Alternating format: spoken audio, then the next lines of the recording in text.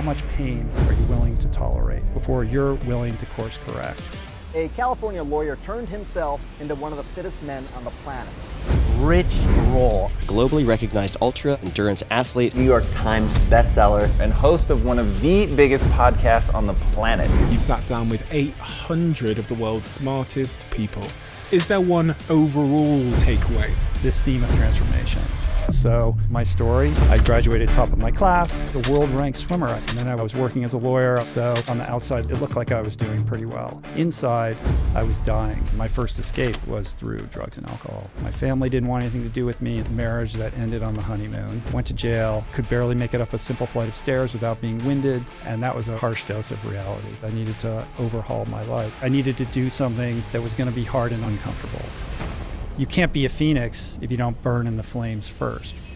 We all want to be this idealized version of ourselves, and yet we still don't do it. We are in a culture that prioritizes comfort and luxury and the impatience that we all have. And we overestimate what we can accomplish in a year and completely underestimate what we could do in a decade. We don't have to suffer. We don't have to be in pain. It's our emotional lives that hold us back from accessing that potential. So how do people in that situation take that first step in transformation? What worked for me after trying many different things was...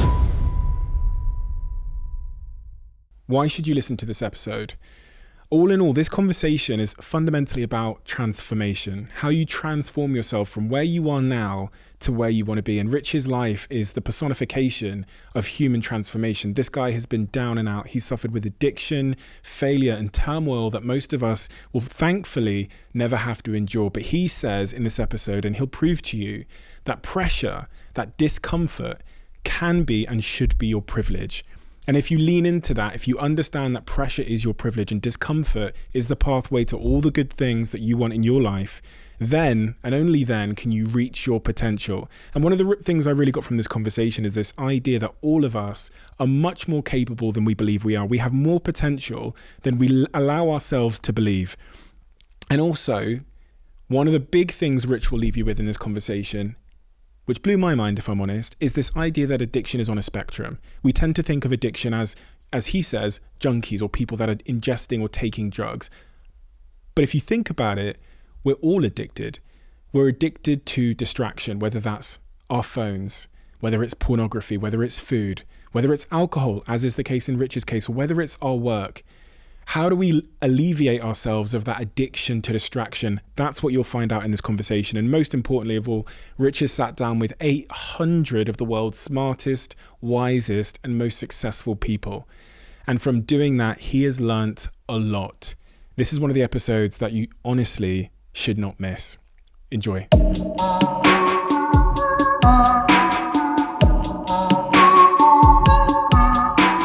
Rich. This is a broad question, but it's intentionally broad.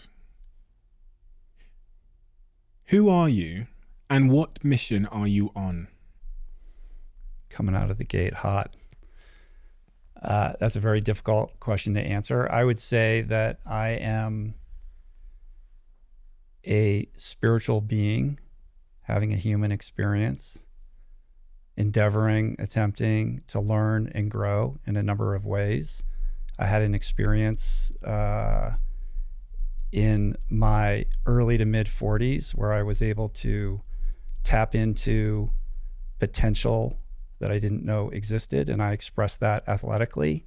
And that experience taught me that we're all capable of so much more than we allow ourselves to believe.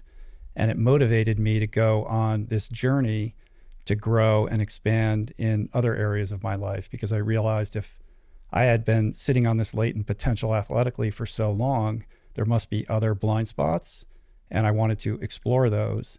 And so my mission has been to grow in the public sphere, learn in the public sphere by having these conversations on my show, and then share that wisdom with other people for the purpose of elevating consciousness and activating positive change in others. You know, you've got millions and millions of people listening to your show all over the world. You've interviewed, I think, almost 800 people, right? 750 podcast episodes or something, which is staggering. On an individual level, what is it that you hope to impart, or what impact is it you hope to have on the individuals that listen to your show? I want everybody listening or tuning into the show to believe to their core that they are capable of more than they may realize, that there is a greater possibility for every single person, regardless of circumstances, and there are tools available for accessing that. I think that's super important, because I think it's so easy to passively or reactively live our lives. We're all on some level in a routine, in a rut, and we have blinders on because we're in a certain social environment where there's unstated dictates about what's okay and what's not. And we're all creatures who want to feel a sense of belonging and identity with whatever group that, we're aligned with. And I think that comes with very good things of feeling, wanted and needed, but also negative aspects, which create blinders to the greater possibilities that are available to us. Everybody is conditioned in Sure. some way or another. And that conditioning starts fairly early. What you're talking about there, at least in how I heard it, is to try and undo some of that conditioning so we can live more aligned to whatever worthy cause is right for us. When did you start being conditioned? And what was that condition? What was the first sort of what's the first context or moment where your conditioning began? The conditioning that led you on the journey that you lived? I went to a high school that was very achievement oriented. Grades were very important. Academic achievement in my household was paramount. And it was a situation in which no matter what I did, you didn't quite get the validation that you were seeking. So you're always chasing it a little bit more, to the point where, unbeknownst to me or on an unconscious level, like I needed to escape that paradigm. And my first escape was through drugs and alcohol. And bullying. Bullying, yeah. What take me into the mind of that young guy that's being bullied? What is he thinking? Is he scared going to school? Is he trying to escape who he is? Is he trying to fit in certain ways? What is he doing? And what is the experience of bullying like for him in detail? Yeah, to take myself back, I think I just wanted to feel like I belonged. And I always felt different than, other than, this sense of not being comfortable in my own skin. Like other people had a rule book for life that I lacked. And just not having the social skills or the confidence to be able to make friends or feel like I was part of anything. And then eventually you cite alcohol and drugs as being the thing that made you feel other than yourself in a good way. Well, initially it made me feel like myself. It was like this miracle salve where suddenly all of the unconscious anxiety and sense of difference between myself and others seemed to vanish.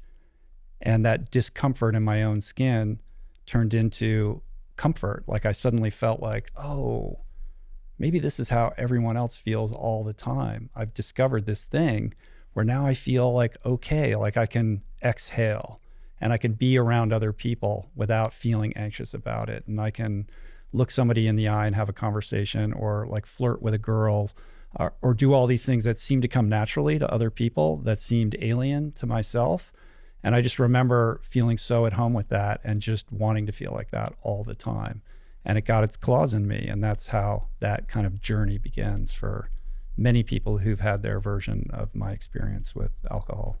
Addiction comes in many forms, and the role that addiction was playing, the role that alcohol was playing in your life at that stage can also be substituted for other things, right? So some people have it with food or with work. From sitting there and interviewing hundreds and hundreds and hundreds of people, what have you learned about the nature of really like the role that alcohol was playing for you, but also like the role that maybe for me, like being a workaholic, or for some people eating is playing? What is it doing for us? Is it like an escape? Is it, in your case, it was like the salve that made you feel, as you said, yourself.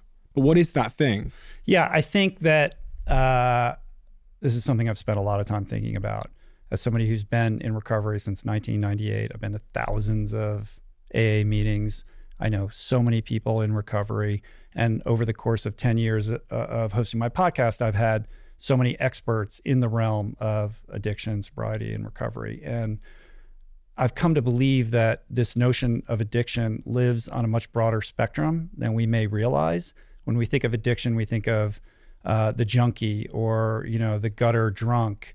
But in between, that polarity, there's a whole spectrum of addictive, and I would even weave in obsessive compulsive behavior that ranges from continuing to get into the same bad relationship to being unable to put the phone down, where we are seizing moments and opportunities through behavior or substance to distract ourselves from ourselves because we are experiencing discomfort with whatever emotion is coming up. And it's easier to divert to something that will give us a sense of ease and comfort or distraction than to sit with that sense of dis-ease.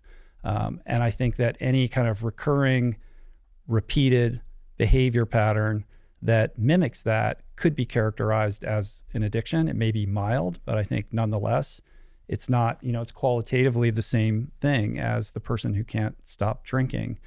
And it all goes back to this inside job of trying to understand what makes us tick, the nature and origin of those discomforts, what triggers those, and trying to find a way to not only sit with those, but confront them and work through them so you can ultimately transcend them and liberate yourself from the behavior or the substance or whatever it may be that is the kind of go-to default thing that you do when you start to feel like out of control or nervous or anxious or insecure or perhaps triggered or any number of kind of emotional impulses that might arise. What is the cost of not learning to be with myself? So I'm looking at all these things, phone addiction. I'm definitely addicted to my phone. All of these addictions, I've got some of them in, varying degrees.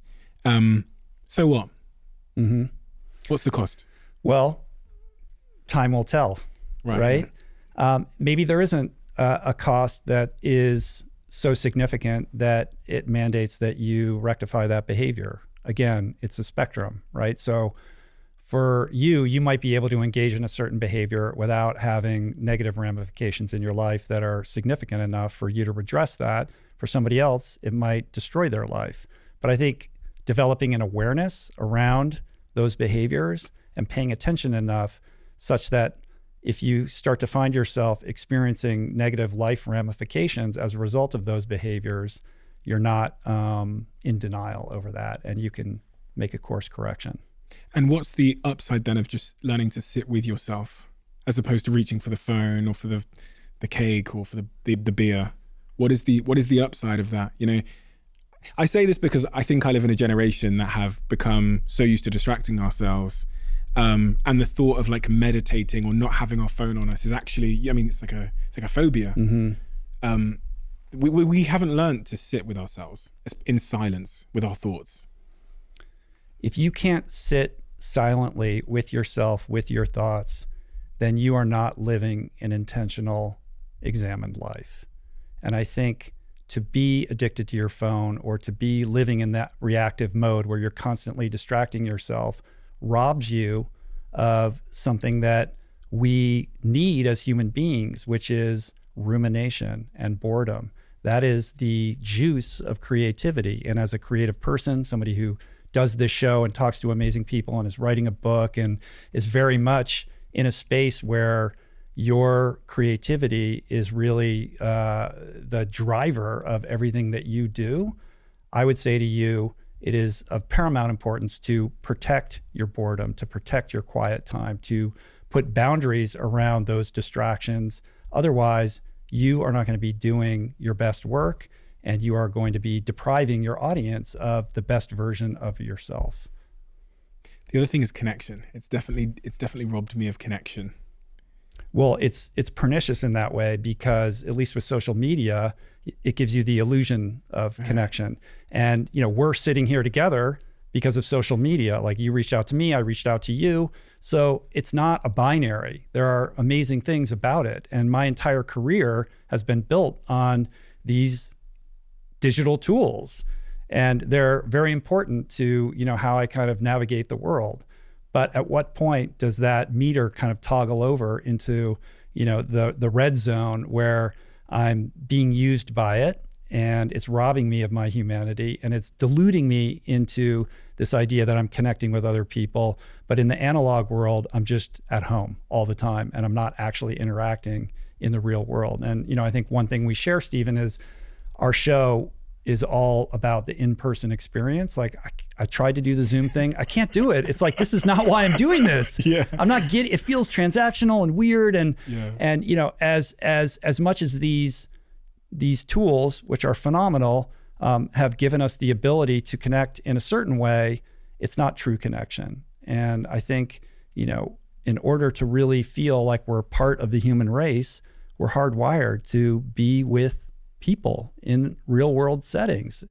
When I look at your story, I see multiple chapters and there's transformation in every chapter, sometimes for better, sometimes for worse, but it's always forward. It seems like it was the path that you had to go on. You talked there about the first chapter of your life, which is you're young, there's bullying, there's this feeling of sort of inadequacy and there's isolation. What's the next chapter? Yeah, so awkward, insecure kid, difficulty making friends. But I found solace in the swimming pool, and that was really my safe haven, perhaps my first addiction. And in lockstep with my improvement in that space came better grades. I started to perform better athletically. So by the time I was 18 and graduating high school, I had my pick of going to any college I wanted to, got into Harvard, Princeton, ended up going to Stanford, which in addition to just being a premier university, also happened to have the #1 collegiate swimming program in the country. So basically anything I wanted to do was like laid out in front of me. I arrive in California for college. I grew up in Washington, D.C., so traveled 3,000 miles away to go to school, enter alcohol. And that began the sort of slow decline of my ability to express my potential, not only as an athlete and as a student, but as a human being, because it just gradually denigrated all of my values and sort of dented my aspirations to the point where I no longer really cared about my trajectory or where I was headed with my life, and was solely concerned with rooting out where my next good time would be. And those were the good times. And I would say that initially alcohol really saved me. It taught me how to be a social person. Like I enjoyed going to parties and I enjoyed figuring out how to talk to people. And it was really this fuel that transformed me from this navel gazing, insecure kid into somebody who felt like I could comport myself in a social situation as long as I was using alcohol. I've taken some of those skills and I'm now able to apply them without alcohol. But very slowly over time, my life, the quality of my life just sort of declined and declined and declined. So I was a functional alcoholic for many years. But I knew very early on that my relationship with alcohol was different from that of my peers, because I would be the last person to leave. I was immediately sneaking drinks. I was the one who was throwing up and blacking out when everyone else knew what time it was to go home. I started going out like more and more nights every single week. And then fast forwarding through later years, hiding my drinks, sneaking my drinks, hiding the empties, and doing kind of all the dark stuff that one does when they fall prey to this condition. And there was nothing really sexy or romantic or rock and roll about it. It was just really kind of sad and pathetic, to the point where at the end I was alone, alienated from my friends. My family didn't want anything to do with me until I sorted this out. I was on the precipice of, somehow I got through law school, but I was working as a lawyer. I was on the precipice of getting fired, was living in a shitty apartment with barely any furniture, sleeping on a mattress on the floor. And it was very dark for a very long period of time. When did you get married? Your first marriage in 1995? 20 must have been 20. No, it would have been 94, 96, I think. Yeah. You're roughly 20, So I had an late 20s. ill-fated marriage that ended on the honeymoon. That's a sordid story that would take a very long time to untangle and explain. A marriage that ended in the honeymoon. It ended on the honeymoon. Yeah. Incredibly painful, embarrassing chapter of my life. That marriage took place after I'd gotten the 2 DUIs, but I was endeavoring to get sober. And I think my fiance, not quite my wife, because we didn't sign the marriage certificate, which is a whole other aspect of the story. I think that she realized that I would be problematic as a partner, but didn't have the courage to call the whole thing off, and allowed the wedding ceremony to take place, even though she didn't want to be married to me. And it all kind of came to head on the honeymoon, which is the last time that I saw her. And that was really my bottom as an alcoholic, even though I drank for a period of time after that because it was so emotionally devastating and painful. That was really the nadir where I realized that my life had hit the skids in just a way that I could have never imagined for myself. Post that, I was going to call it, I guess it was a wedding. Post that wedding and everything that happened, you returned to drinking again. You relapsed because of the pain of that experience. Absolutely. How long does that last? It was a long time ago. I think it was about 6 more months of my life kind of circling the drain before I finally decided that I needed to really take responsibility for my behavior. At that point, what are the people around you that love you doing and saying? Friends slowly stepping backwards from me, distancing themselves from me. My parents were terribly worried and concerned, and they had sought out counsel of their own and started attending Al-Anon, and I believe they had seen a therapist as well. And the advice that they got was like, you need to cut ties with this guy. Like, you can't will him into doing what you know is in his best interest. You have to detach. And I recall very vividly a conversation that I had with my dad where he's like, I know what you're doing. It's very clear, this path that you're on, and we just can't be part of it anymore. And if and when you're ready to make a change or to really entertain sobriety in a real way, we're here for you. We're your parents and we love you. But until that point, like, we really don't want to hear from you anymore. So that was a brutal pill to swallow, incredibly painful, but also catalytic because it snapped me out of whatever denial I was harboring about getting over on people or them not really knowing how I was actually behaving. And I think it was an important step in helping me realize just how dire the circumstances were for me at that time. When your father said that, what did you hear? I heard, you're a failure and you are unlovable. Do you think that was the right thing for him to say? I think in my case, and I'm only speaking from, my perspective in this particular set of circumstances, it was the right thing to do because it effectively moved me in the direction that I needed to be moved in. And they had tried the other way, which is loving me and being supportive and kind of offering up a soft landing pad. And that was not working. And I think they needed to do that for themselves, to protect themselves as well. And I respect that choice. I've been in many situations trying to help people get sober, and it's a very delicate, difficult thing to do. It's just really challenging because if somebody's not ready and they don't want to get sober, there's very little that you can do to try to, create that epiphany in them. Willingness is a self-generated response that you can't instill in somebody externally. And until somebody's really willing to confront their demons, you can't compel them to do so. So that's why I think sobriety or addiction is so baffling and so painful for the loved ones of people that suffer, who can so clearly see you're killing yourself, you need to do this, and yet that person won't make that choice.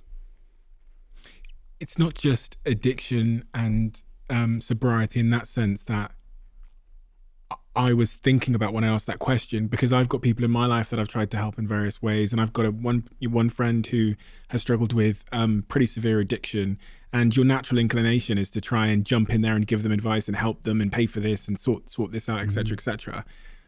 But after years and years of it never working,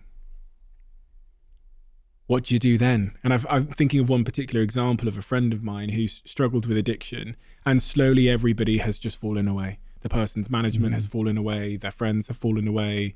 And I wonder to myself, is that what you have to do? Do you have to basically give them a void, enough space, and stop holding them up in like sort of artificially suspending them, and let them go to the bottom? Let them go to that rock bottom? There is a logic in that. You don't want to coddle that person. You certainly don't want to be codependent in their behavior. In other words, making excuses for them that makes it easier for them to continue down that destructive path. And there is wisdom in just saying, hey man, I love you. I'm available when you're ready to get help. But you're on your own thing, man. And I can't be part of it. So call me when you're ready. But until then, good luck to you, because the addiction elevator is always going down. It's a progressive disease. It only moves in one direction. The best case scenario is that person's life stays the same, but in almost every case, it continues to decline. And it will decline to the point where the pain experienced by the person who is the addict or the alcoholic becomes more unbearable than the fear of the change. And that is where willingness is born. And again, it's not something that you can instill in that person. You could like hijack your friend and throw him in the back of a car and drop him off in a rehab, but he might escape from the rehab, or he'll sit in the back and just bide his time until he or she gets out and they can go back to whatever they're doing. That's why this is such a difficult problem to solve. It is an internally generated thing. The people that I know that have been able to get sober and stay sober are the people that shoulder responsibility for their own sobriety. You can't get sober for somebody else. I'm getting sober for my spouse or my kids, or, I'm getting sober because if I don't, my boss is going to fire me. Those you might be able to do that for a short period of time, but for the true addict, unless you're doing it for yourself and you're making it your number one priority, chances are you're not gonna last over the long haul.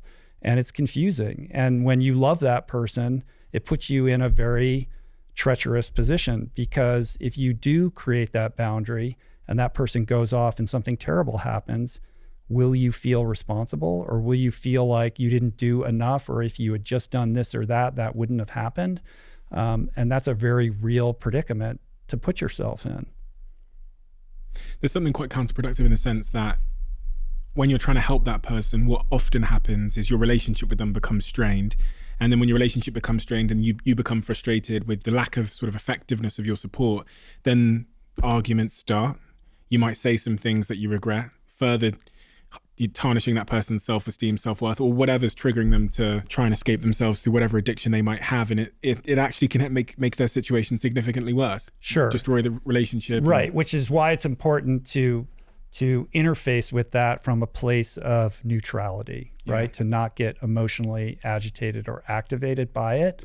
And a good way of kind of recalling that or reinforcing that is to understand that there is the person, your friend, and there is this disease, this addiction, right? And if this person is acting in their disease, that's not the person. They're not a bad person.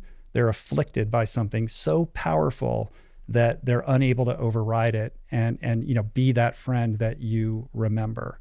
And I think when you kind of approach it through that lens, you can have a little bit more compassion for that person, rather than take it personally, because they're not they're not acting out of animus towards you.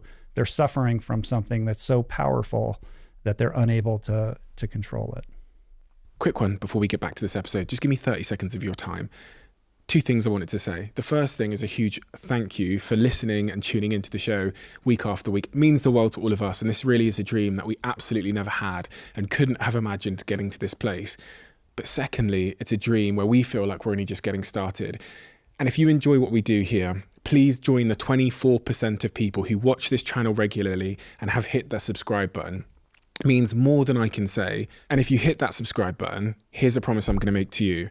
I'm going to do everything in my power to make this show as good as I can now and into the future. We're going to deliver the guests that you want me to speak to, and we're going to continue to keep doing all of the things you love about this show.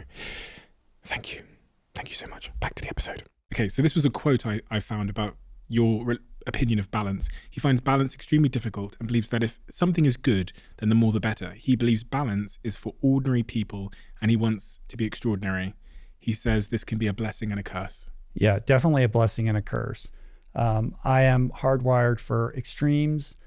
This has been both a superpower and an Achilles heel. It's the thing that has fueled me and allowed me to, achieve some pretty cool things. But it's also been the thing that has almost killed me. So it's that love-hate thing. But I think behind it, this notion of living a balanced life that we get served up, like you need to be balanced. And, the best way to kind of pursue your life is in a balanced way, everything in balance. And the social conditioning around that idea is so powerful that for years, I just felt like a terrible person or like less than, because I just could never figure out that equation to make everything feel like it was even adequately balanced, because I feel most alive in those extremes. And that's part of what addiction is. Like you're just searching for those peak experiences in unhealthy ways and also in healthy ways through athletics and through creativity and other avenues.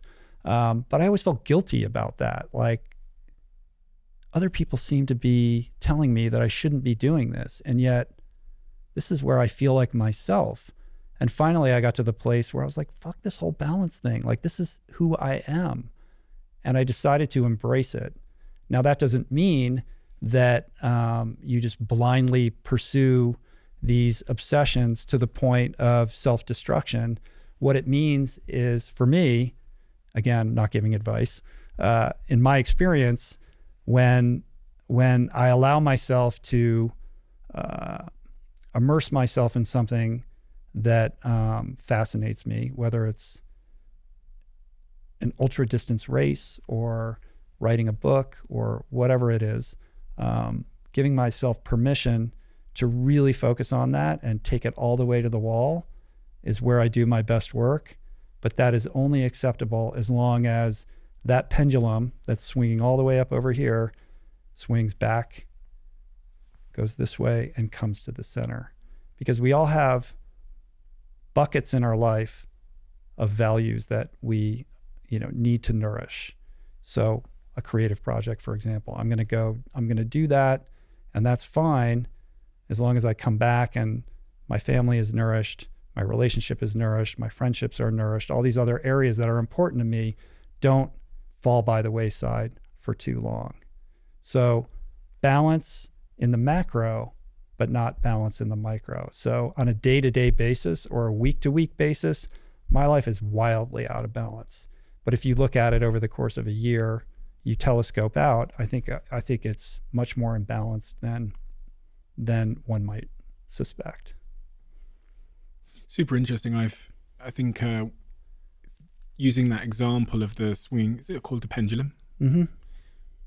In society, we started by glorifying hustle culture, I guess, and being out of balance. And then there was kind of a movement towards that's toxic.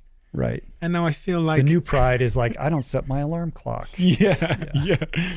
And I feel like a little bit it's coming back the other way, where people are going, fuck work-life balance. Like balance is such a subjective thing, and work is completely different for everybody. Like, this is my work. This is not, I'm not, for someone else, their relationship with that work might be tedium. It might be depressing. They might be doing something that really doesn't fill them up. But I think there needs to be nuance in the fact that all work is different. Every individual is clearly different and it is wired to find the fulfillment in different ways. So work-life balance in and of itself is a pretty ridiculous concept to think that there is a balance. There really must be, as you kind of describe it, a subjective balance where there's a balance for Steve.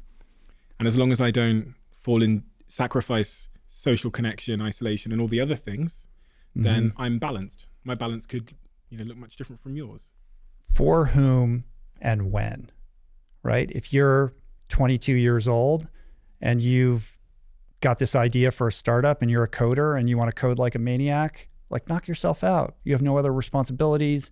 You have the time, you have the freedom to do that in that moment. But that 22-year-old, 20 years later with kids and a mortgage and whatever, it's a different time. That person's in a different place. These things, they have to be contextualized, right? And yes, if you want to achieve something great, you are going to have to work very hard and you're going to have to get out of your comfort zone. You may even need to be obsessed. If you're living an entirely balanced life where you're home at 5 o'clock and you're always at dinner and all, it's like you're making it very difficult to achieve something extraordinary. That extraordinary thing is going to require an extraordinary commitment, which means in the social construct of balance, you are going to be out of balance. If you're going to feel uncomfortable with that, because you have other priorities in your life, then maybe that's not for you. And being out of balance to pursue something great, in my opinion, is perfectly fine. Again, as long as you allow that pendulum to swing back and those other things in your life that are important are nourished and attended to. So it's a very specific thing. It depends on who you are, what stage of life you're in, what you're seeking, and having the self-awareness to understand that you can't be everywhere all the time and you can't be 100% for all of the things that are important to you in your life in every single day. So it's about conscious awareness and intentionality about where you're rowing that boat. You can only row your boat in one direction. Are you rowing the Stephen boat towards Stephen today? Are you going to row it towards your girlfriend? Well, you're going to have to do a lot of rowing in a lot of different directions. It's just knowing that you're making a conscious choice and doing that with that understanding and appreciation, I think is really important. But all of this is to put the lie to the idea that anybody is living a balanced life on a minute-to-minute, hour-to-hour, day-to-day basis. It's a construct that I think makes people feel guilty and bad about themselves because none of us are adhering to that idealized version of a balanced life that we have a mental picture of. You can't have it all. You left rehab in September 1998. And earlier on when you were talking about transformation, you described someone who goes from being a fairly ordinary person to running a marathon. That was one of the sort of examples you gave of something that intrigues you. Like, how did they do that? That's pretty much, in many respects, what you went on to do upon leaving rehab. Is your life slowly moved towards ultra athletic sports? Yes and no. I mean, I think that the shorthand kind of Google version of my story makes it look like all of this stuff happened in a very compressed period of time. But actually, when I left rehab, which is where I lived for 100 days, and resumed my life in Los Angeles, I spent the next 10 years trying to solve the dilemma of my life that I had self-created. I had to repair my relationships. I had to become trustworthy to other people again. I had to, be somebody who was reliable and would show up on time when they said they would, all those sort of like normal things that normal people do. I had to rebuild for myself. So for 10 years, I immersed myself in the recovery community in Los Angeles, and I tried to become that corporate lawyer that I thought that I wanted to be kind of approved of by my parents and by society without really grappling with who I wanted to be. Because I was so caught up and so ashamed of my past and embarrassed of how I'd screwed my life up that I wanted to prove to myself and to everyone else that I could be that person that I was at 18 when I had all of these opportunities and choices. And I was blind to kind of the inner journey, despite sobriety, the blind to like really trying to figure out like what made me tick and what I might want to do for myself that felt like an indulgence. And so the ultra stuff came much later. That came so I got out of rehab at 31.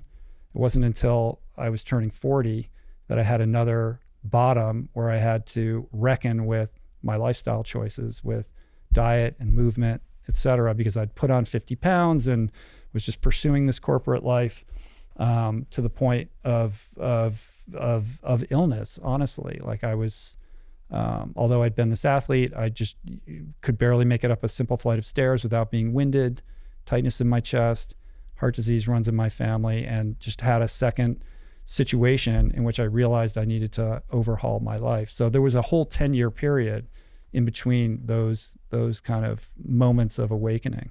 That 10-year period is a 10-year period that a lot of people listening to this right now can relate to, where you found yourself in a professional context or professional endeavor without asking yourself the question of like, who am I and what am I actually interested in? And you might be doing it because your mum wants you to be a doctor, sure, or you have Indian parents and they came over here and they want you to be a lawyer, whatever it might be. I hear that story a lot. What is the question people in that situation should be asking themselves? And how do they take that first step in transformation from becoming the banker that's in the city with a suit and tie on right now listening to this, to the person that like would make them whole and full and love themselves in their life? Like, what is the first step? Is it a question? Is it a retreat they need to go on? Yeah, it's a great question. I think that question is probably different for everybody, but how about just asking yourself, who are you? And I mean that in the broadest sense, perhaps the most unanswerable spiritual sense, but I also mean it in the very tangible sense of like, what are you doing? Are you really on the path that you want to be on? Did you choose this path? Are you here because of external pressures or expectations that you didn't ask for? And I think when you turn inward and start exploring your interior to try to grapple with what is making you tick, what is impulsing the decisions that you're making, the big decisions and the small decisions, and developing a lattice work or an understanding of what those mechanics are, sets you on a trajectory to making better decisions for yourself. So it's not like maybe that banker is supposed to be a banker, maybe super happy. That's fine. I'm not here to tell people they should quit their jobs. I'm just saying that an examined life, meaning that inward glance into understanding why you're making the decisions that you're making, historically, the way in which you were raised that might have set you up to make decisions you think you're making for yourself, but are actually in reaction to unconscious, kind of triggers that are built into you. I think developing an awareness of that is really important in trying to understand that question. And it took me a very long time to untangle that knot. I don't think it's a simple process. I think it's different for everybody. It can come in the form of talking to a therapist or meditation. There is no one modality for that. But I think simply the commitment to try to understand that, I think, is the process of gaining that understanding to help you make more intentional decisions for yourself. And maybe it starts with an easy prompt like, what did you enjoy doing when you were 8 years old that you don't do anymore? And why don't you do it anymore? Re-engaging with, the childlike nature that is perhaps lost as we grow older and kind of get into the flow of our professional lives. One of the most important questions I think I would add as well is, how do you feel? We very rarely ask ourselves that. And I think we all have this sort of internal compass, which we've been given by life, which is like, how do you feel in this situation? How do you truly feel? Not like, how do you feel in the context of, is your mother happy or is your father happy or is society impressed by you? But like, how do you actually feel? And I think that sometimes for me has sat apart from the accomplishment. So I could be achieving something great and know that people are impressed and happy, but really I'm going through a fucking shit time internally. Right. And tuning into that voice of like, how do I feel? And tuning out of the like, how do people feel about me? Right. Has really helped me in those moments where I've got to make a big decision to quit. And I don't think people ask themselves that question enough. Well, they may ask themselves that question, but the answer is flippant, right? It's like, I'm good. Cool. I feel good. I slept good last night. No, like, how do you really feel? And then continuing to peel back the layers until it gets really uncomfortable, and then you know you're in the sweet spot, right? That's where the juice is. I've peeled them back. And I've done, I've raised my awareness. I realize I'm in the wrong place, but I'm 39 years old and I've got kids. I've got a house. We live in this part of London so I can get to work quickly. We've built our lives around this, person I thought I wanted to be. And I'm held in place by my friendship group and my mum lives down. People have that fear. They think, how do I break out of that? How do I shed? Yeah. Yeah. Well, first I would say to that person, congratulations. Like, you created a life for yourself. Like, on some level, even if you want to leave that career path or you're unfulfilled in that, you still are somebody who is deserving of acknowledgement for building something. And, that's an amazing thing. So it's not about casting that aside or disrespecting it. For me, I would say to that person, what is it that gets you excited? Like, what is it that you feel is unnourished in your life? Do you have a creative itch? Is there something calling you, or something, again, that you used to do as a kid that you really enjoyed, and for some reason, unbeknownst to you, you don't do it anymore? Maybe it's music. Like, yeah, it could be music or stand up, or you play football, right? Like being on a football team, or doing something, just having coffee with your friend or what have you. Finding a way to build that back into your life in a way that isn't going to derail your current life. But I think just breathing on that, like giving space to the things that bring you joy in the most primal sense, like the simplest things that just you remember made you happy, that you've forgotten, and recapturing that and finding a way to respect that, protect it, nourish it, and inject it into your life. And I think the more that you kind of tend to that garden, suddenly, a little opportunity over here pops up, or something is telling me I should move this way. These are very subtle energies that you have to be present for in order to notice them when they appear. But I think those are the subtle energies. Those are the waves you want to be surfing. And you can do that while you're working at the bank. They don't have to be mutually exclusive. And over time, maybe you start moving a little over this way. 5 years later, your life is unrecognizable. And I think this goes to the impatience that we all have. We all want to be this idealized version of ourselves, happier, fitter, thinner, richer, whatever it is, overnight. And we overestimate what we can accomplish in a year, or maybe in a couple years, and completely underestimate what we could do in a decade. We're not wired to think in decades. It seems too intangible. But if all you do is make tiny little changes to build in habits into your life that bring you joy or fulfillment or happiness or purpose in incremental micro allotments that don't disrupt the rest of your life, you do that for 10 years straight, your life is going to be different. And I can promise you that. 10 years after rehab, you have what you describe as your second rock bottom. You're a workaholic. You're trying to sort of appease the perception of people in your life to make them proud, I guess. Just before your 40th birthday, this is when that sort of reckoning in your life takes place. What is that reckoning in your life? What did you realize, and what did you see as the solution to that confrontation? Yeah, so I had spent the better part of 10 years people pleasing and doing my best to be successful, living somebody else's life, unbeknownst to me, doing all the right things, checking all the boxes, becoming successful. So if you were on the outside looking in, it looked like I was doing pretty well. Inside, I was dying because my soul, my spirit was unheard and undernourished. Like, I didn't know how to pay attention to myself or the signals of my soul who were telling me, I don't think you're that happy doing this, and repressing that year after year after year to the point where I couldn't do it anymore. So I was harboring a bit of an existential crisis about how I was living my life, being this lawyer and kind of showing up in the world in a certain way that always felt like a costume that didn't fit me. Meanwhile, although sober from drugs and alcohol, I sort of transferred a lot of that addiction energy into food, and was eating, a terrible fast food diet, gained a lot of weight, was inactive, even though I'd been a swimmer in college, wasn't really moving my body in any meaningful way for a number of years. This existential crisis that I was having collided with this health scare shortly before I turned 40, where I was going up a flight of stairs after a long day at work and couldn't even make it all the way up. Had to stop halfway up the flight, winded, out of breath, tightness in my chest, like wheezing, thinking, I swam at Stanford. Like, I was a world ranked swimmer. I'm like 39, about to turn 40. I feel like shit. I'm fat.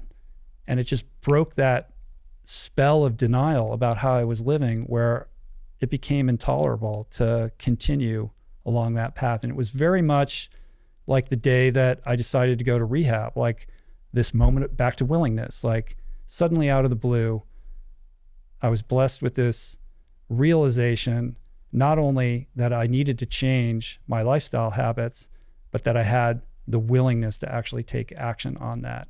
And because the decision that I had made 10 years prior when I went to rehab had been so transformational, like, I could have woken up that day and made a different decision. What would my life look like? And I had this palpable sense that, once again, this was just such a moment where if I could make a decision like I had 10 years ago, maybe I could change the trajectory of my life. And I know that these moments are fleeting and they require kind of immediate action, or they pass, right? You could say, maybe I should eat better or go to the gym once in a while. Like, I'm tired of feeling like shit. That's so vague. I knew that that wasn't going to work for me, and I needed to do something immediate that was also difficult, that would mimic the experience of going into a treatment center for drugs and alcohol. Like, I needed to have a structured situation that would snap me out of my comfort zone and kind of create a new trajectory upon which I could build something different. I think about this a lot in like businesses and organizations. They almost need to stage a crisis, I call it, to make change happen. Because when you're in an organization and there's maybe thousands of people, and let's say it's AI or an innovation comes along, people will go, yeah, it's a problem, but it's fine.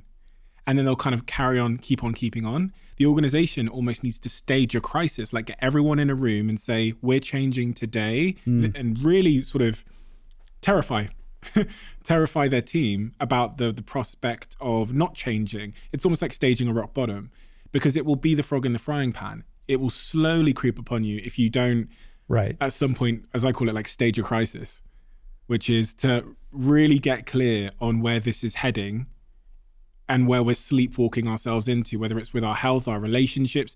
I actually had this conversation with a friend of mine in his relationship, because he's now in a sexless relationship and he's really unhappy, but he's not saying anything about it.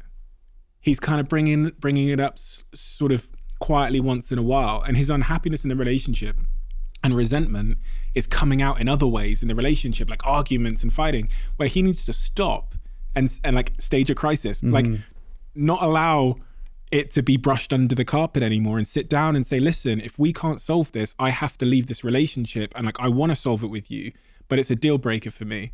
See what I mean? Yeah, I get what you're saying. Basically, short of like sleepwalking yourself towards the cliff's edge, staging an intervention on your life by, like concocting a crisis sounding that's going to compel you to confront the Yeah. elephant in the room that is the thing that is holding you back. That's Because- obvious to everyone yeah. else, and yet you're refusing to look at it. Yeah, right? because we, as you said earlier, we want to avoid discomfort. So if we can just sweep discomfort under the carpet and procrastinate it into tomorrow, we do. We do that in businesses, we do it in our own lives. So how do we maximize the discomfort today by presenting what the future will look like if we don't take action right now? Right. And there is often a point of no return in relationships and in business, for sure. So Yeah, I think that's a very kind of pragmatic, three-dimensional, actionable way to look at it. Perhaps a more mystical way to approach this is to say that when you are living your life out of alignment with your best self, the universe comes knocking, and it knocks gently. Like maybe you're out telling lies or whatever it is. Like you're not living your life in integrity, like in alignment with your own values. And we all do this, right? We're not all living perfect lives. So, and so when you do that, like there'll be nudges, and those nudges will be very graceful at first. And if you ignore them, a little bit louder, right? Yeah, that's fine. I can deal with that. The knocks start to get more intense, more intense, more intense, more intense.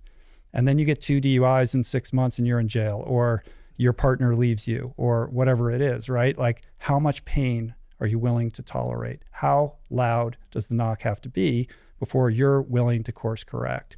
Change is very difficult. We don't want to make change. Or look, if change were easy, or it was a logical thing, like here's the answer, do this. And if everybody just did it, there would be no self-help industry. There wouldn't need to be any books. You just tell somebody what to do and they do it. So why don't they do it, right? We don't like to be out of our comfort zone. We have a certain way that we live our life. And until that is so disrupted, we're going to continue on that path, right? So the question becomes, how much pain do you have to be in before you're willing to walk through the fear of the unknown that the change presents? How loud does the knock have to be? How low does the elevator have to drop? And I think that answer is different for everybody. But the amazing and confusing thing about it is that the possibility of change exists in all moments. We can make that choice at any time. We don't have to suffer. We don't have to be in pain. And yet we still don't do it. So Why? Unlocking that mystery, comfort thing. Well, there's your book. You can answer that question. Well, I've been playing around with this idea in my book. Mm-hmm. There was a chapter I was going to write about time. Right, so I wanted to write something about time and time management. So I thought the best place to start is talking about death, because that kind of puts time in context. It's finite. So I started writing about that. If you're 35 years old, you've got 17,000 days left. I'm trying to, find all these ways where people can visualize because of what you said, people can't think of decades.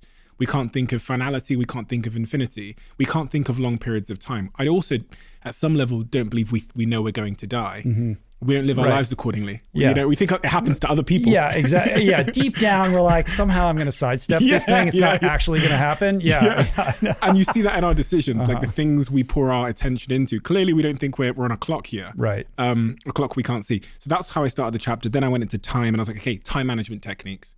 I was thinking about my own time management techniques. I then was like, I'll Google it. ChatGTP. Went on ChatGTP, talked to me about time management techniques. There's so many of them. And I thought to myself, the reason why there's so many is the same reason there are so many fad diets, because none of them work unless you have discipline. So that people just keep making new ones and they keep selling because none of them work without this thing called discipline. So what causes discipline?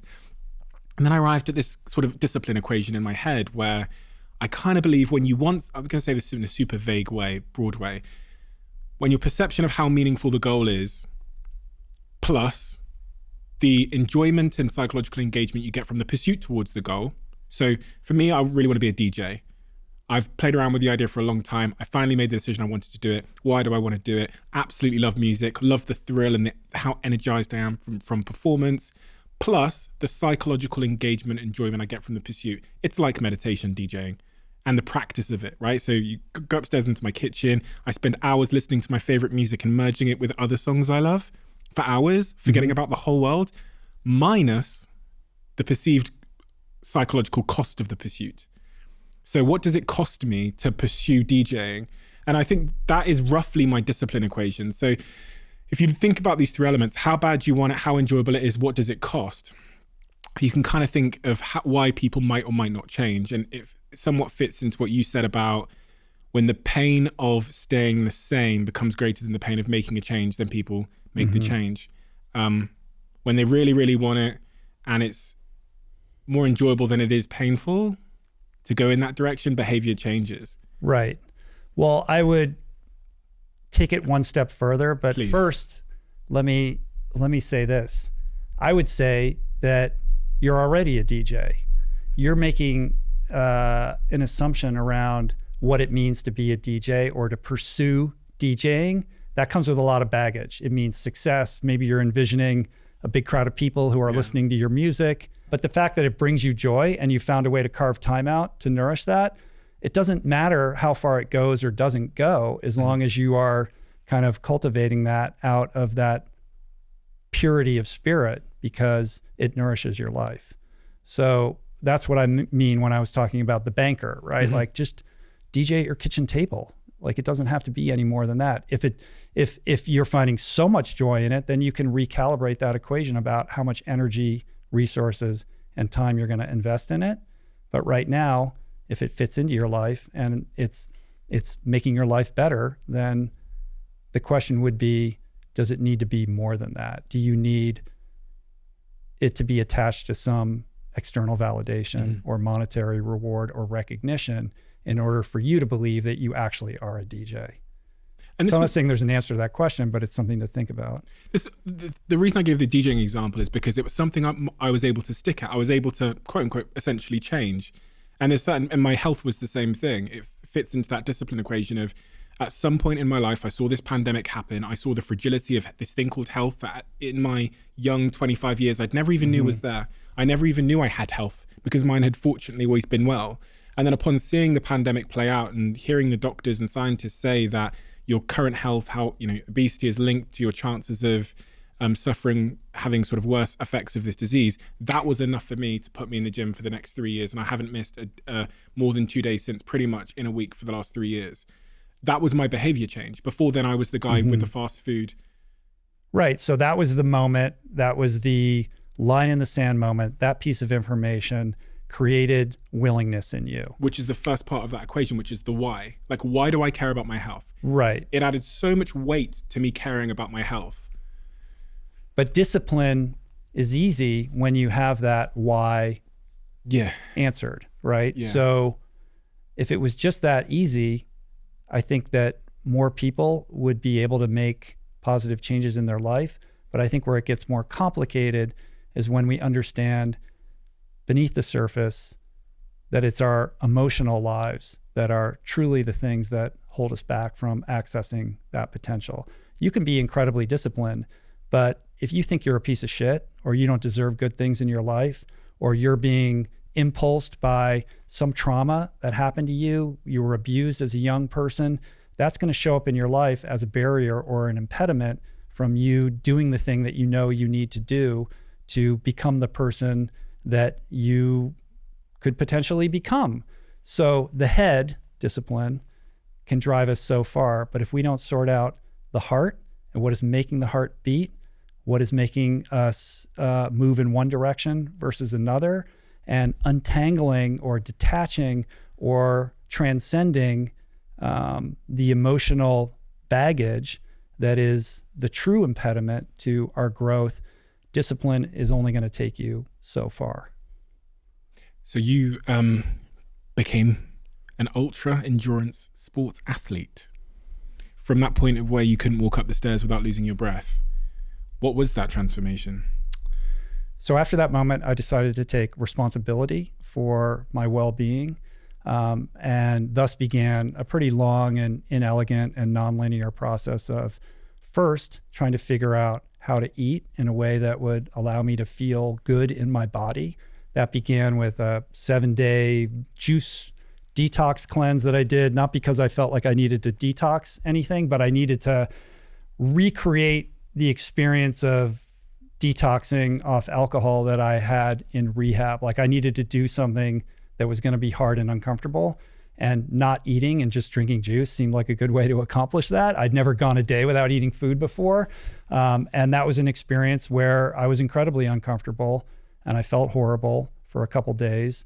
But on the 7th day, I felt amazing. And I couldn't believe that only drinking juices for 7 days could result on day 7 in this boost of vitality and mental acuity that I hadn't experienced in a long time as somebody who was eating cheeseburgers every day. And that made me want to figure out a way to feel like that all the time. And so I ended up trying a bunch of different diets, and what worked for me ultimately after trying many different things was going entirely plant-based. I'm not here to tell everyone that that's what they should do, but that's what agreed with me. And that's the way I've eaten for the last 16 years. And, you know, this this approach to nutrition restored my vitality and gave me a renewed sense of energy, so much so that I had difficulty sitting still and finally wanted to like move again, and pulled out an old pair of running shoes from the closet and just started moving my feet again. And I went back to the pool for the first time in a very long time and was just connecting, frankly, with these things that brought me joy as a young person. Like, I was a swimmer and I hadn't done it in a long time, and I'd forgotten what it feels like to jump into a swimming pool on a sunny day and feel the water and connect with my breath and, you know, move my legs on a trail at dawn. And I really loved it. And I felt like that was a journey towards answering these questions that I was having on the existential front about what I was going to do with my life, because I had a lot of confusion at that time. And just the mental space of like being alone with my breath in the pool or on a trail running was very healing for me. And I had no aspirations of becoming a competitive athlete with it. I just wanted to feel good. I wanted to like lose this gut, you know, frankly, for vanity reasons. I didn't like how I looked in the mirror. And the weight came off really quickly, and I felt like I was making incredible progress athletically week after week after week. And then one day I went out, like maybe 6 months into this experience, and I was just going to run for like an hour. And I had one of those days, you're an athlete, you know, those days where you just feel like you just are bulletproof and you can go, go, go. And I just kept running and ended up running the better part of a marathon that day, like 24 miles. And I'd never done anything like that before. Despite having been a swimmer, I'd never been a runner. And that was a real watershed moment where I thought, wow, like I feel really good. I didn't know that you could feel this good, certainly not at age 40. And that got me thinking about potential. And I had never really realized my potential as an athlete in college because alcohol really destroyed my swimming career. And so there was a sense of unfinished business there, but I just wanted to see what I was capable of. And so that set me on this journey to find experiences where I could tap into that. And that's where I discovered this whole world of ultra endurance and these crazy races. And I became fascinated with that and ended up competing in this race called Ultraman, which is a 3-day double Ironman race. And that's the race that I ended up distinguishing myself in. And really the instigating point in that was reading an article where David Goggins had done that race back in 2006, I think. And it was the story of how he got through that race that really inspired me. And because he wasn't the traditional endurance athlete, triathlete, I was able to convince myself that if he could do it, that maybe I could. And that set in motion me training for this race and competing in it a couple times. I've had 2 guests come here and tell me that we're in a comfort crisis.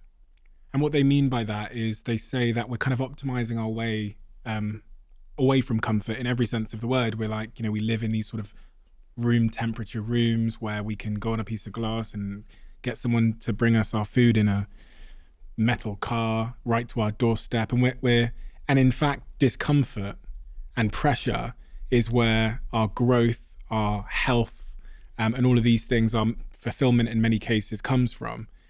Doing an ultra endurance race is, for me, you know, one of the epitomes of pressure and discomfort and sitting with that and accepting it.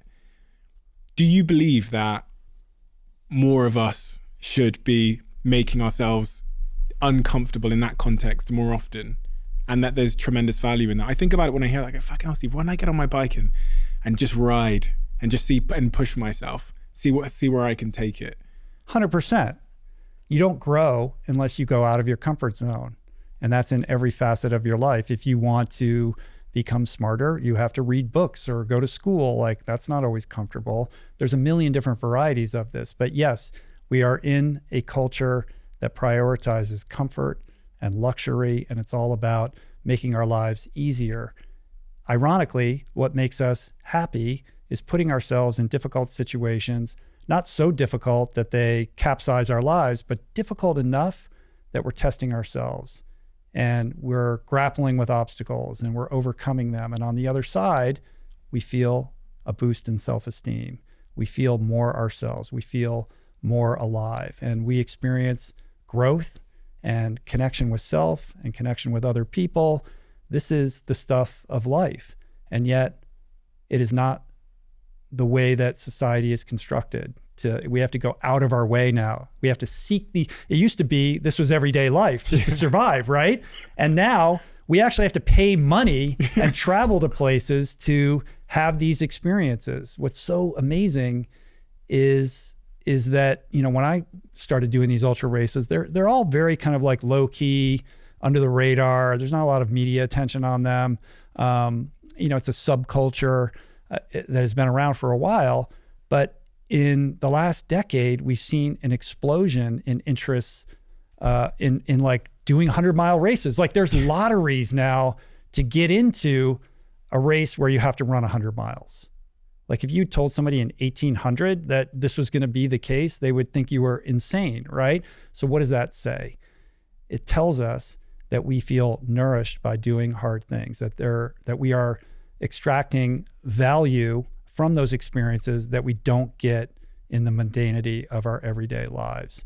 And yes, we have to consciously extract ourselves from the comforts of our environments and put ourselves in those positions. But the good news is there's lots of those things right now. It's insane how many marathons, the London Marathon was the other, like how many thousands of people ran it.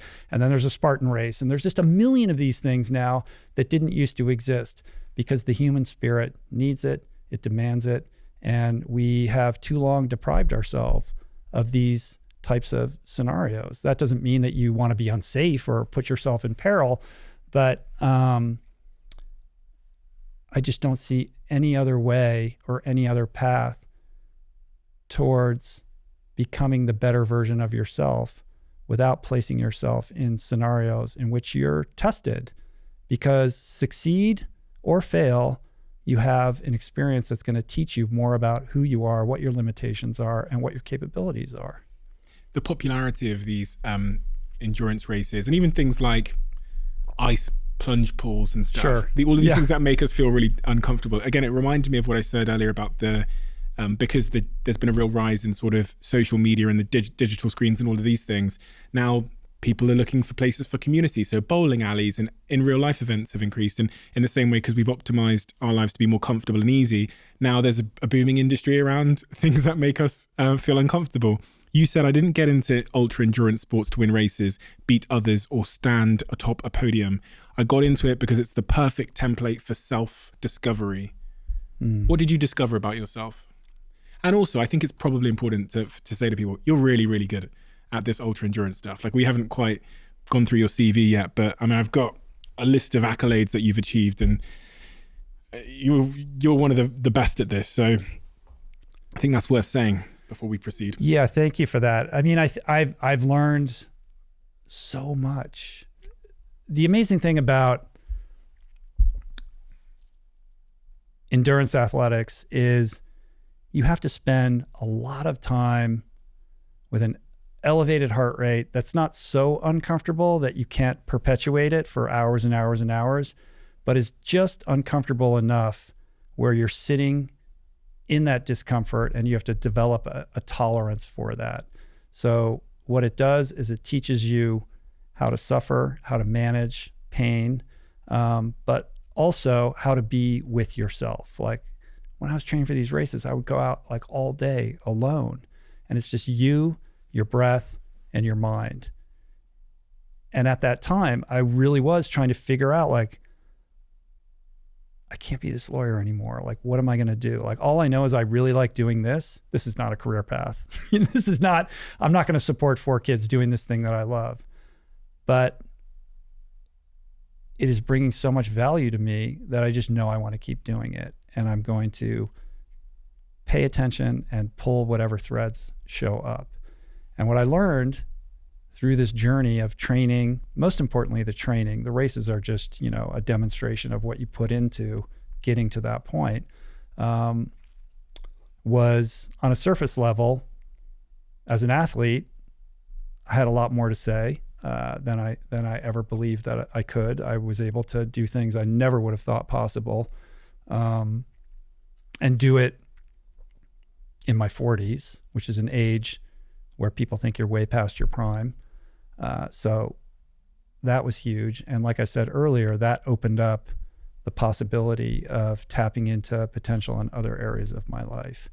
But I also learned that when you cultivate and nourish that thing that is bringing you joy, and you pay attention to the subtle voices that are telling you this feels right, when you commit to that completely, that will set you on a journey that will lead you to a place you can't possibly imagine. When I put on the running shoes for the first time and just thought, I love doing this, could I have imagined that I'd be sitting across from you right now having a conversation? It's ridiculous. It's preposterous.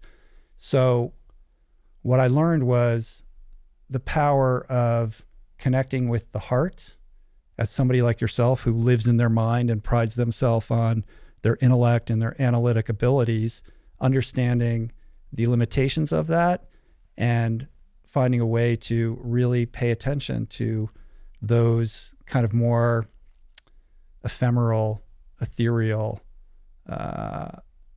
messages that one will receive when you're really quiet, you're really honest with yourself, and you're committed to taking actions that are in alignment with that in a way that maybe you never prioritized before.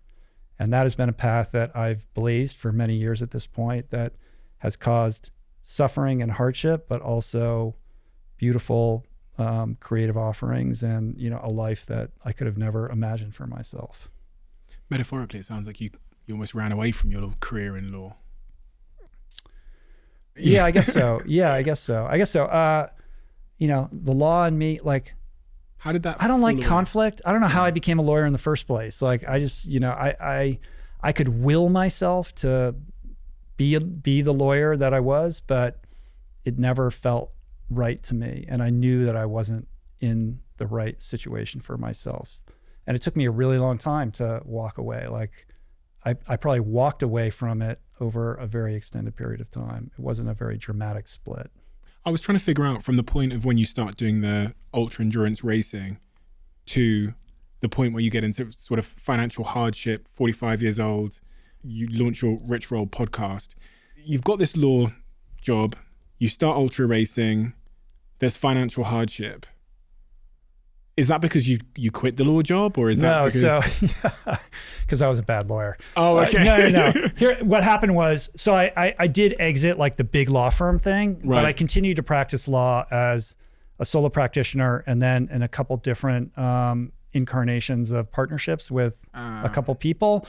But as I got more and more immersed in the ultra world, my enthusiasm and interest in my law practice continued to dwindle. And I was my own boss at that point, practicing law. So not a lot of new clients coming in. Right. I was still doing it, making just enough money to get by, but wasn't doing great because I just wasn't into it. But I held on to it for a very long time. And when you're holding on to it, it's hard to get into the new thing until you're really willing to let go of the other thing. But making that transition was very challenging. Even, you know, after Finding Ultra came out, I completely severed my ties with the law at that point, but the phone wasn't really ringing that much, and there wasn't a lot of opportunities coming my way, and it took a lot of patience and faith. And I did the podcast for years before we were able to monetize it or do any kind of ads or anything like that. I just did it as like a fun hobby or project. What was it like for Julie during that period between sort of 2008 and 2015? Things are really tough financially. You almost lost your house, couldn't pay a lot of your bills, had your cars repossessed. Yeah, it was very difficult. She was really the strength in that equation, because there were multiple occasions where I couldn't take it anymore. And I thought, this is ridiculous. I need to go back and get a law job. What kind of head of household or, you know, man of the house am I if I can't even pay the bills and I'm chasing this fool's errand in this direction of trying to do these creative projects or be this athlete? Like, who the hell do you think you are? And Julie was the one who was like, no, we've come too far for you to move backwards. And the answers that you are seeking and the solutions to the problems we face are only going to be found by continuing to blaze the path that you've established for yourself. And she had a conviction and a belief and an ability to see the more kind of developed, actualized version of myself that I couldn't at that time. And without her strength, her faith, her conviction, I definitely would have abandoned the path. But she was in all the way. And she would say, these things are just things. You're definitely on a path that you should be on. I can see that, and I want that for you. And if we lose the house, we lose the house. Cars are cars.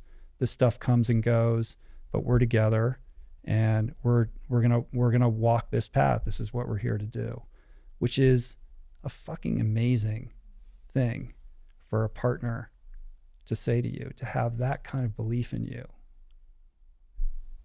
is such a gift. So I just can't emphasize enough how powerful she has been, like, in this whole thing. Of all the things you've accomplished in your life, of all the things you've done, what does she mean to you?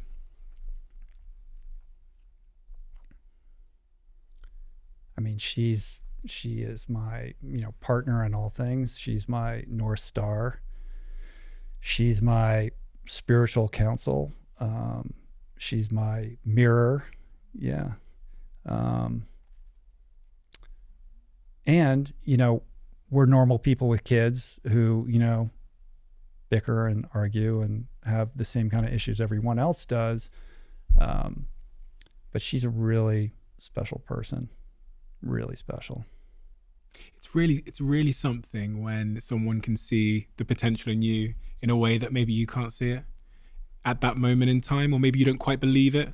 It is such a gift. They say the greatest gift you can give somebody is your attention. Mm-hmm.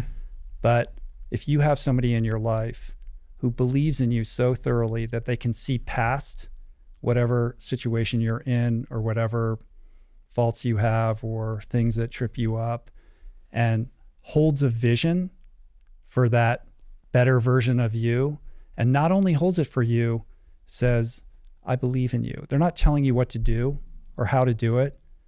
They're saying, I believe in you and I trust you to find your way towards that person. And I am holding that for you in my daily consciousness, in my sleep, in my thoughts, in my prayers. They're manifesting it for you. It's a very powerful energy, yeah. So it's a curious idea that someone else can manifest your life for you in a kind of in an inadvertent way. I've experienced that as well. There's been moments in my life where my partner has said something to me. I've heard what she said. I didn't believe it necessarily myself, but because she believed it, that I could do that. Maybe it did change something in me. Maybe it did make me go, I trust her, and she's smart, and she's usually right. And she's telling me that I can do this thing. So maybe it is possible.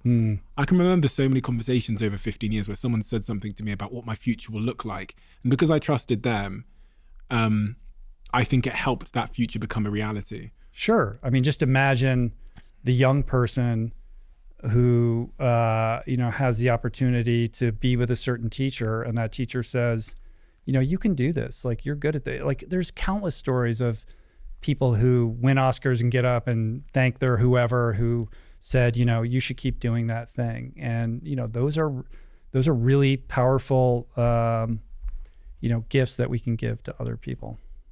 He believes that if you follow your true path, the universe will support you. Quote I read about you as well. Yeah, I do believe that. That's been my life experience. I've seen that manifest in many people that I know over the years, a lot of people in recovery. And that doesn't mean that it's easy or convenient or on your timetable. I would say that the path that I've pursued has been the hardest path I could have imagined. It's the most meaningful and fulfilling, but it didn't happen overnight. It happened over the course of more than a decade. And it required a lot of conviction and faith and patience and pain. We had to lose a lot. But there's that adage, like, you can't be a phoenix if you don't burn in the flames first, right? And I feel like we had to burn in the flames or burn off, the residue of whatever in order to be reborn to do something different. And I think when you have run that type of gauntlet and you emerge on the other side of it, what you have to share with other people is all the more kind of poignant because it's your own lived experience and it's authentic and real. I'm a big Manchester United fan, and I know that's slightly a contentious thing to say because not everybody here is a Manchester United fan, but right now we're not doing great, so we shouldn't threaten you too much.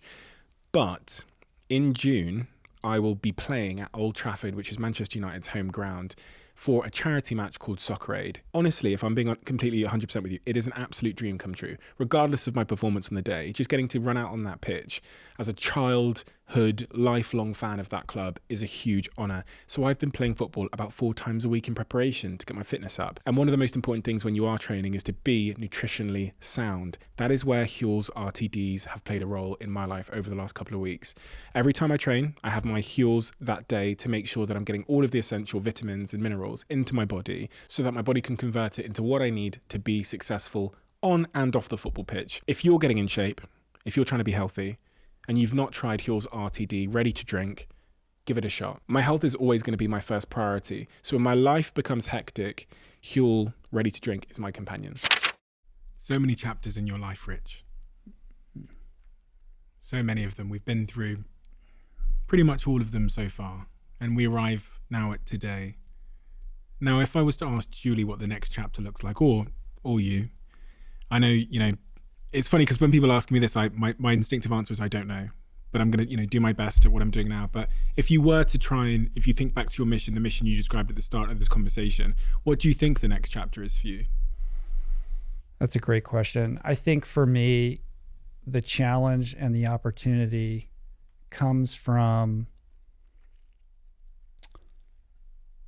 learning how to let go of striving and step into a place of allowing rather than being this animal of self-will who's pursuing and achieving and pushing and really kind of in their ambition to manifest something for financial security, for legacy, whatever it is, to ease off that gas pedal and just be in a place of ease with everything where it doesn't have to be hard. And what would it feel like if you didn't push, but you still did the thing? Would you still be you? Would you feel like you left something on the table because you didn't suffer to create the thing that you share with the world? And I think that is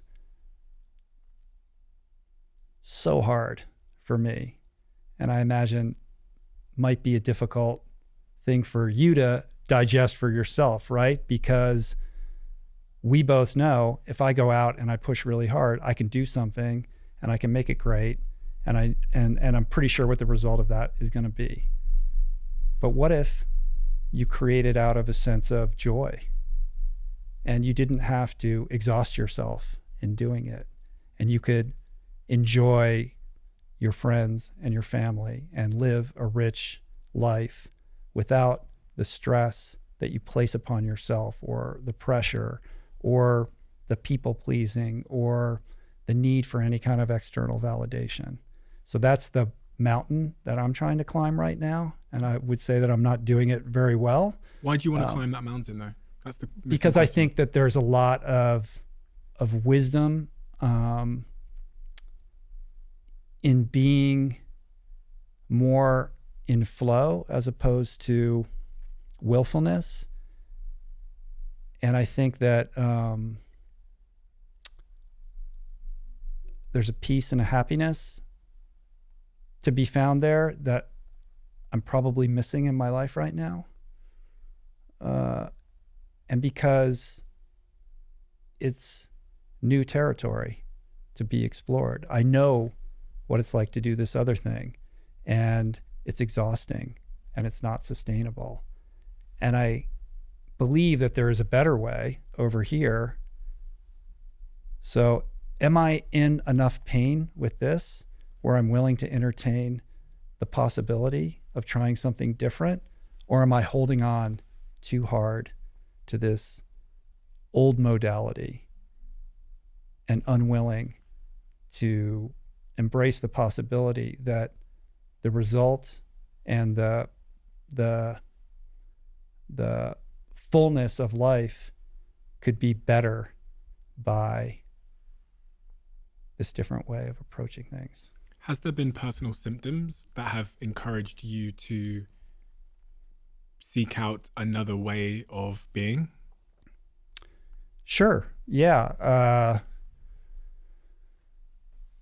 I have tiptoed up to burnout a couple times with the podcast, and that's been ameliorated by now having a staff of really talented people to help me, because I was a control freak perfectionist who tried to do everything myself for too long, to the point of it just being completely unsustainable, to now having people that I empower to do a lot of the work that I used to do and who now do it very well, which has freed up my time. And I still find myself with this sense that success has to be earned, and the only way to earn it is to inflict pain on yourself. And if you're not in pain, you didn't try hard enough, and it would have been better if you suffered more. And I think that's a lie. And I want to find out if it's a lie or if it's true.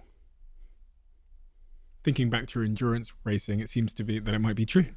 You know, you achieve that through pain. Sure. Discomfort seems to be the first hurdle to all the good places we want to go. But actually, that's very comfortable for me. The real discomfort is to see what it would be like without the suffering. That's harder to do. Yeah. It's harder to do for me and you. I often ask my guests, are you driven or are you being dragged?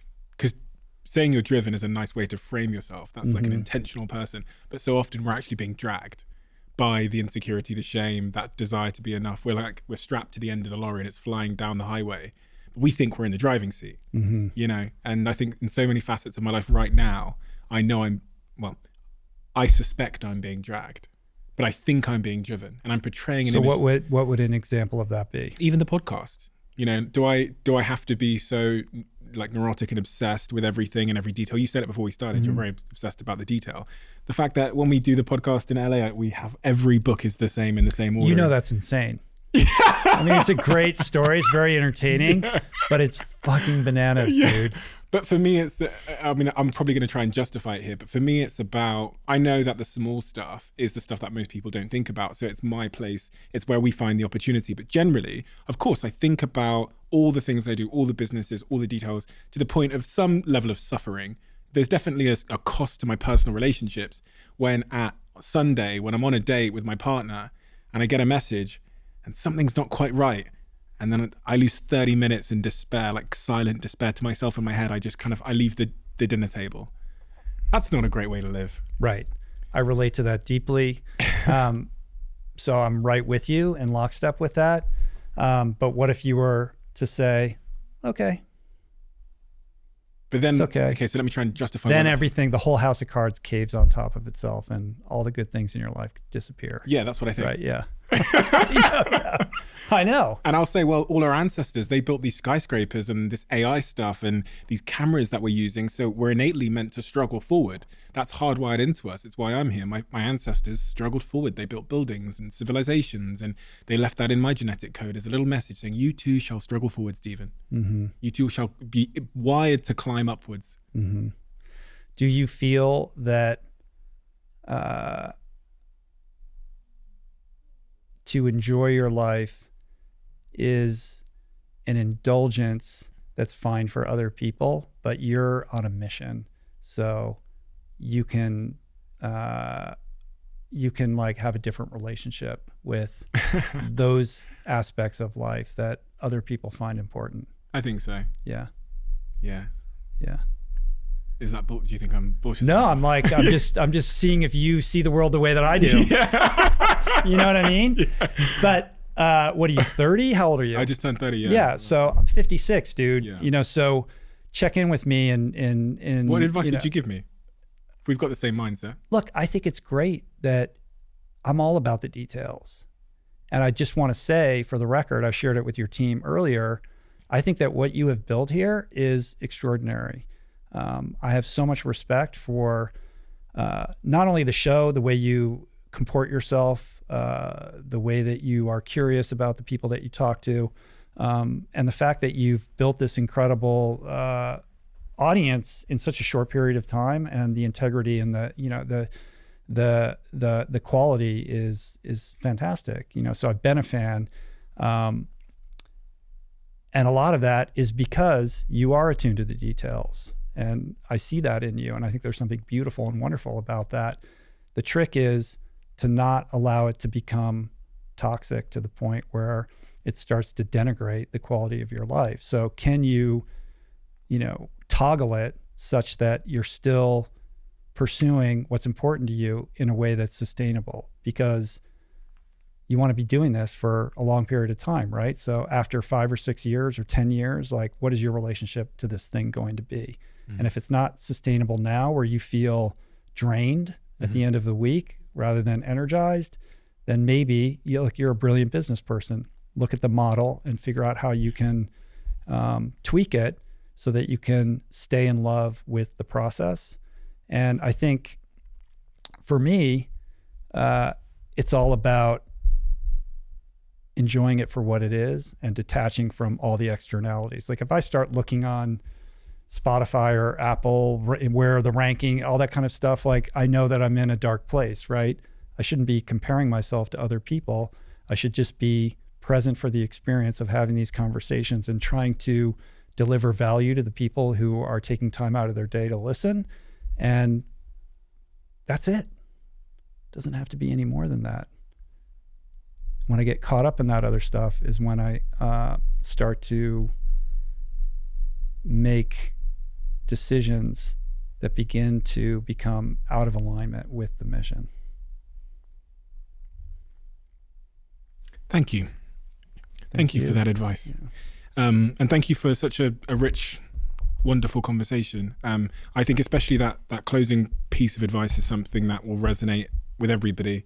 And I've thought a lot, actually, starting out my career as an insecure young man that wanted to make millions and thinking that life was this kind of sprint where you can everything else can wait, including relationships, social, relationships, romantic relationships, family.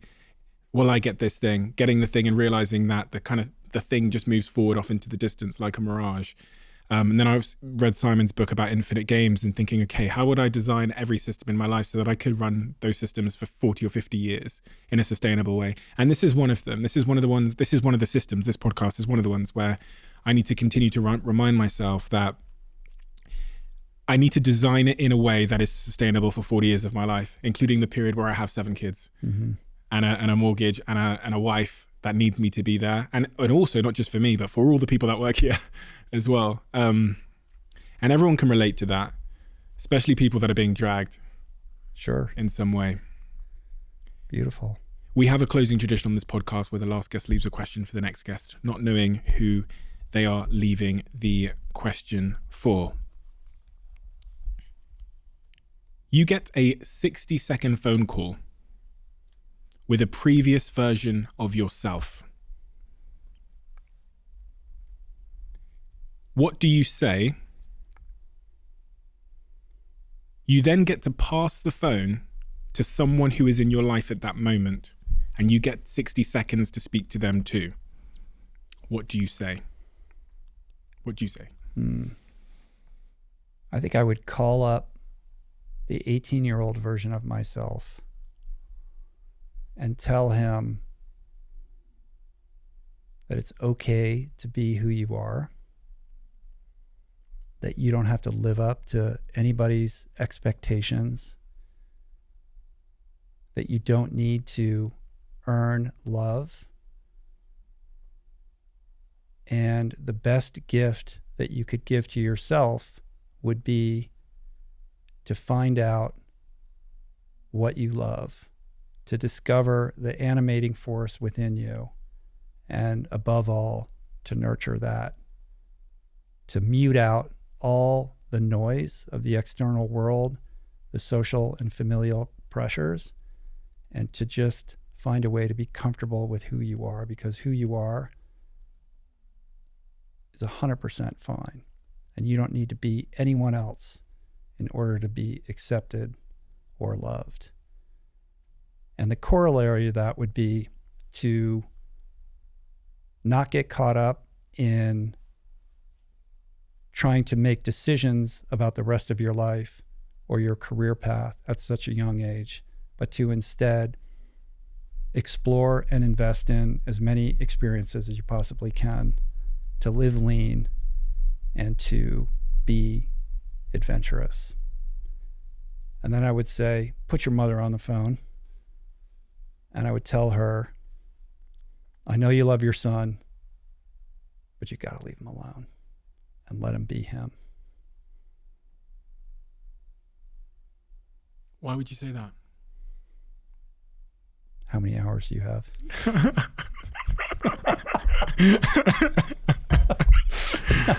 I understand. Rich, thank you so much for an incredibly, very life-changing conversation in many ways, but for your honesty and your vulnerability, and for all the work you do, because it's people like you that pave the way for what I do here, and we're big fans of yours. I mean, that's why I reached out to you and wanted to have you on the show, so I'm so privileged and honored that you said yes. I freaked out a little bit when you responded, because I've spent a lot of time watching a lot of your episodes. I love the way you do what you do, the integrity in which you do it shines through. And everything you've said to me today about authenticity and being more aligned with yourself now makes perfect sense. It makes sense as to why what I've seen from your content and the way you've lived, and the man that I've met today, I see the alignment. So thank you for the inspiration, and thank you for the kindness and generosity today. I really appreciate that, Steve, and that means a lot. I have crazy respect for your mission and what you guys are doing here, and I've loved watching your trajectory, and it was a real honor to come and talk to you today. And man, you're good. You're really good at this, man. You I was like, wow, what did we talk about?